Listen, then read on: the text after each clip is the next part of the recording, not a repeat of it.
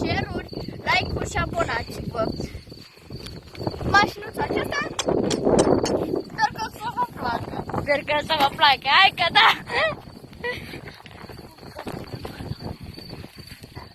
Da, să mă fixez.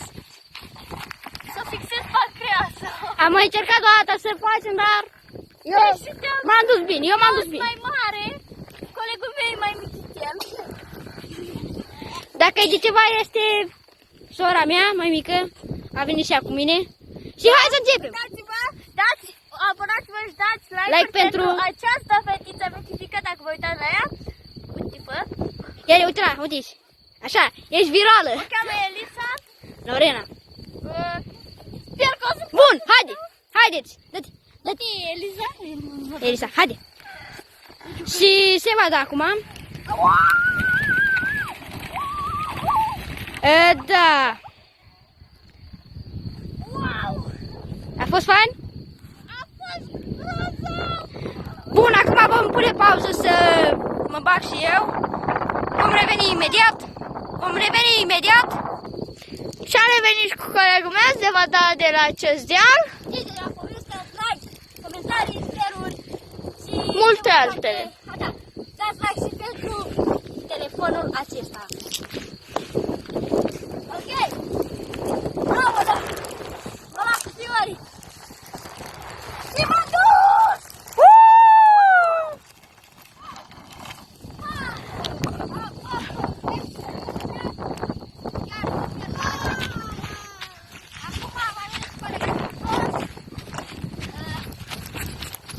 Nu încercați asta acasă că spatele e unul. Deci m-am lovit cu spatele de aici și piciorul de aici. Deci, dacă vreți, mai încercăm o dată. Vreți asta? Dacă mai vreți să mai facem un videoclip de genul acesta. Da, dacă vreți să mai facem un videoclip împreună, vă rog să comentați. Și dați like pentru ea. Pentru ea. Nu mă voi da o dată eu. Hai, bine, colega mea prima. Fetele primele. Bă, nu pot să fiți, bă. Gata. Haide, dă-te puțin. Se mai poate ia o dată și și gata. Iar te dus în iarbă. Waterfucker meu, dar